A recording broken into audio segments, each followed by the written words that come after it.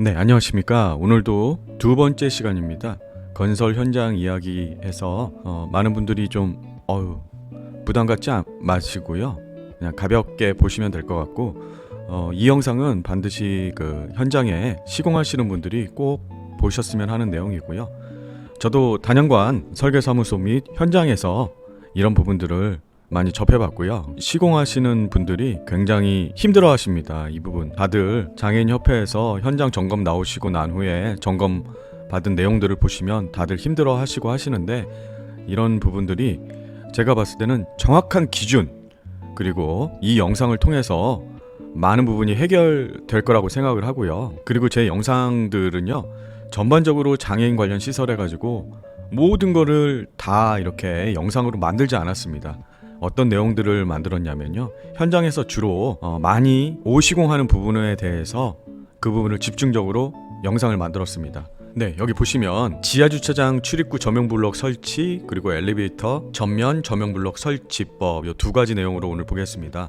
이 많은 분들이 이 부분들을 굉장히 헷갈려 하세요. 그리고 많은 분들이 도면만 보시고 시공하시는 분도 있습니다. 왜 그러냐면요, 설계사무소에서도 이 부분들을 좀 놓치는 부분들이 있습니다. 정확하게 이 영상을 통해서 이 부분들을 해결했으면 좋겠어요. 그림 한번 보시겠습니다. 많은 그 건축 도면들이 이렇게 그려져 있습니다. 여기 보시면요, 출입구 열리는 부분에 이렇게 문 열리는 폭만큼 조명블록을 이렇게 설치를 합니다. 이게 맞는 말이에요. 하지만 자 보시면요, 도면들이 이렇게 표현이 되어 있습니다. 여기 보시면 출입구에 항상 이렇게 너비만큼 조명블록이 설치가 되어 있잖아요. 그런데 이렇게 표현하는 것은 잘못된 표현입니다. 자, 어떤 표현이 맞냐면요, 여기가 지하 주차장 경우에는 이렇게 출입구에 조명블록이 없어야 되는 겁니다. 자, 왜 그런지 말씀을 드리겠습니다.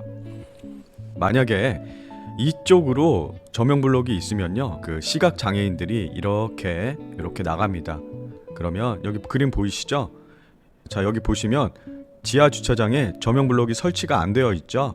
이게 맞는 사례입니다. 그런데 만약에 조명블록이 설치가 되어 있잖아요. 그러면 이렇게 시각장애인 분께서 이렇게 나오시고요. 만약에 이렇게 차가 지나가면 대처를 할 수가 없잖아요. 그래서 결론적으로 말씀드릴게요. 지하 주차장 이렇게 출입구에는 조명블록을 설치하지 않습니다. 이런 질문들을 현장에서 많이 하십니다. 도면에도 조명블록이 설치가 되어 있고, 그러니 이렇게 설치했다가 나중에 다시 이 부분들을 재시공해야 되는 사례들을 많이 봤습니다. 그렇기 때문에 정확하게 알고 계십시오.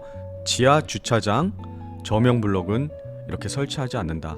하지만 엘리베이터는 설치합니다. 엘리베이터에는 이렇게 조명블록을 설치합니다. 네, 두 번째 가장 큰 이슈거든요. 또 이게 엘리베이터 전면에 조명블록을 살펴보겠습니다. 여기 보이시죠? 글씨 보이시죠? 한번 읽어보겠습니다. 버튼의 위치를 파악 후 되도록 조명블록의 한 개의 중심에 맞춰 시작한다. 만일 이동 동선을 침범한다면 이동 동선이 침범하지 않는 것을 우선으로 한다. 한 개소의 조명블록은 기본이 두 쌍이다. 예외 외부 계단은 폭에 맞추어 설치한다. 그리고 출입구 열리는 문이면 그 열리는 폭에 맞춰가지고 조명블록을 설치하게 되어 있습니다. 자, 이 글로 되어 있는 부분을요, 제가 좀 설명을 드릴게요. 자, 엘리베이터를 타고 이렇게 내려오면요, 여기 열리는 부분 이렇게 보이시죠? 이게 이동 동선입니다. 휠체어를 타시고 이렇게 하면 이동 동선인데요, 이 조명블록이 만약에 이 안쪽에 있으면 휠체어가 이동할 때 굉장히 불편합니다. 그렇기 때문에 이 이동 동선은 되도록 좀 피해 달라라는 말이고요. 자, 여기 보시면 이 엘리베이터 버튼이 있습니다. 그러면 두 개가 한 쌍이라고 말씀을 드렸잖아요. 하나의 중심에 요걸 맞춰가지고 이렇게 하나, 둘, 그리고 이쪽에 버튼이 있으면 하나, 둘, 이렇게 설치하시는 게 올바른 설치법입니다. 다시 한번 설명드리려고요, 이렇게 그림을 좀 확대했습니다. 자, 보시면 요 이동 동선 안에 조명블록이 되도록 침범하지 말라. 그리고 버튼을 보시면 버튼의 위치가 있잖아요. 버튼의 중심에 한 개의 조명블록의 센터에 맞춰가지고 설치를 한다. 제가 생각하는 조명블록의 위치는, 자 보시면 이렇게 두 개의 가운데 가운데에 이렇게 버튼이 있는 게 가장 이상적이지 않을까라고 생각을 하는데요. 현장에서 보시면 열리는 부분이 있지 않습니까? 요 열리는 부분에서 이렇게 많이 이격하지는 않으시더라고요. 대부분 요쪽에 엘리베이터 버튼을 설치를 하시더라고요. 그래서 제가 봤을 때는 이렇게 되면 요거의 중심에 맞춰가지고 하나의 조명 블럭의 중심에 맞춰가지고 설치를 해도 무방하다 이렇게 생각을 하고 있습니다. 제가 말씀드렸던 것 중에 이동 동선에 최대한 침범하지 말아달라고 말씀을 드렸잖아요. 그쵸? 그리고 제가 그 말씀도 드렸어요. 엘리베이터 전에 버튼 전면에 설치하는 조명 블럭은 두 개가 한 쌍이라고도 말씀을 드렸었잖아요. 그런데 자, 이 내용 한번 보시겠습니다. 우리가 여기가 버튼이 이쪽에 있고요. 여기가 벽입니다. 벽에. 그리고 이동 동선이 이렇게 되어 있는 상황이에요. 그래서 딱 이동 동선을 침범하지 않는 원칙을 말씀드렸잖아요. 그랬더니 여기 이렇게 조명 블록을 하나만 설치했습니다. 하나만 설치했더니 이동 동선도 침범 안 하고 뭐 조명 블록도 설치했다 이렇게 되는데요. 우선순위를 보셔야 돼요. 이런 경우 벽체가 이렇게 되어 있는 경우 그럴 때는요 하나를 더 설치해야 됩니다. 부득이하게. 아니면 정말 이동 동선 이거 침범 안 하려면요 이 버튼 자체를 이렇게 옮기셔야 돼요. 옮기셔가지고 여기에 이렇게 두 쌍을 설치하면 되잖아요. 그런데 이미 엘리베이터 버튼은 아마 시공이 되어 있을 거고요. 이렇게 벽체가 되어 있다면 부득이하지만 이동 동선에 침범하여 이렇게 조명 블럭은 두 개가 한 쌍이니까요. 이렇게 설치하셔야 됩니다. 그리고 조명 블럭을 무조건 많이 설치한다고 좋은 게 아닙니다. 지금 보시면 현장에 이렇게 오시공된 사진입니다. 자 보시면 여기에 버튼이 있을 거고요. 여기에 버튼이 있을 겁니다. 그랬더니 이렇게 하나 둘 셋 넷 다섯 개를 넣어서 설치한 오시공사례입니다. 요 한 장은 빠져야 됩니다. 제가 말씀드렸죠. 엘리베이터 버튼 전면에 조명 블럭은 두 개가 한 쌍입니다. 그래서 여기 가운데 있는 한 장 이렇게 빠지셔야 됩니다. 그리고 또 지켜야 될 것들이 있습니다. 장애인 엘리베이터를 설치하시면요. 자 여기 보시면 그림에 이렇게 그림이 있습니다. 도면에 여기 보시면 뭐 유오폭 해가지고 이렇게 900이라고 써 있는데요.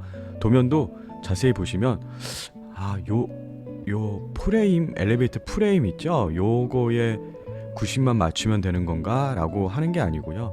요 엘리베이터가 실질적으로 열렸을 때의 유효폭 있지 않습니까? 만약에 요 프레임은 900을 맞췄어요. 유효폭 두 물체의 안쪽 거리지 않습니까? 그 맞췄어요. 근데 실질적으로 열리는 게 유효폭이 900이 안 되면요 장애인용 엘리베이터 설치 기준에 어긋나게 되어 있습니다. 그래서 반드시 이게 확실히 열리는 부분도 900 이상을 확보해야 됩니다. 그래서 그림은 좀 약간 요 프레임이 900만 되면 되는 게 아니고요. 다시 말씀드리면 이것도 열렸을 때 이렇게 900 이상 확보가 되어야 적합한 장애인 엘리베이터 설치가 되는 겁니다. 네, 이 부분은요 장애인 엘리베이터 관련해 가지고 또 말씀드리는데요. 네, 여기 보시면 장애인 편의 시설 상세 표준도라고 있습니다. 이런 게 있는데요. 요 책자를 한번 보면 이런 내용들이 있고요. 여기 보시면 점선으로 이렇게 되어 있는 부분이 있잖아요. 이게 휠체어 활동 공간입니다. 지금 보시면 엘리베이터 전면에 1.4 해가지고 이렇게 딱 여기 보시면 중앙이잖아요. 중앙에 이렇게 딱 설치가 되어 있습니다. 왜 이 부분을 말씀드리냐면요. 이 부분들을 놓치고 있는 부분들이 있어요. 왜 그런지 한번 뒤에 설계사무소에서 그린 도면을 한번 확인해 보겠습니다. 네, 이 부분은 설계사에서 그린 도면인데 제가 한번 이 부분을 한번 보겠습니다. 자, 보시면 휠체어 활동 공간이라고 엘리베이터 전면에 1.4 이렇게 휠체어 활동 공간을 설치해야 된다고 말씀드렸잖아요. 이 설치해야 되는 게 어떤 시설물이 아닙니다. 공간을 확보해야 되는 거거든요. 뭐 어떤 시설물이 있는 게 아니고 그냥 1.4 해가지고 이 정도의 공간이 확보돼야 되는데요. 거기에 어떤 간섭이나 이런 게 있으면 안 됩니다.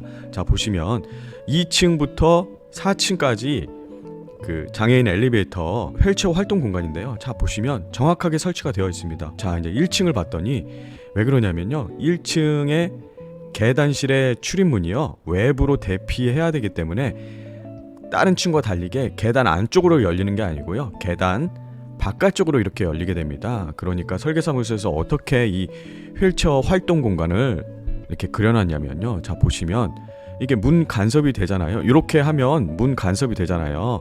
여기다 정확하게 2층에 그렸던 것처럼 똑같이 그리면 이렇게 간섭이 됩니다.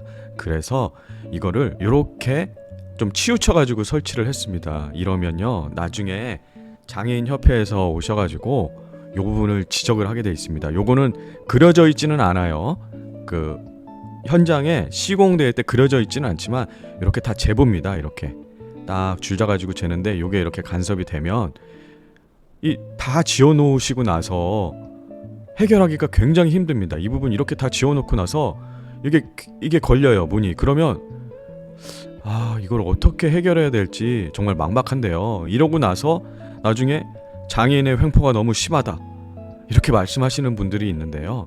이건 이미 정해진 겁니다. 이렇게 정해져 있는 거예요. 그걸 생각하셔가지고 이런 평면을 계획을 하실 때 이런 부분들을 미리 염두에 두고 계획을 하셔야 됩니다. 나중에 이렇게 시공하시고 나서 고치려고 하면 정말 큰 공사가 됩니다. 네, 오늘 영상은 여기까지 하겠고요. 구독과 좋아요 부탁드리겠습니다. 감사합니다.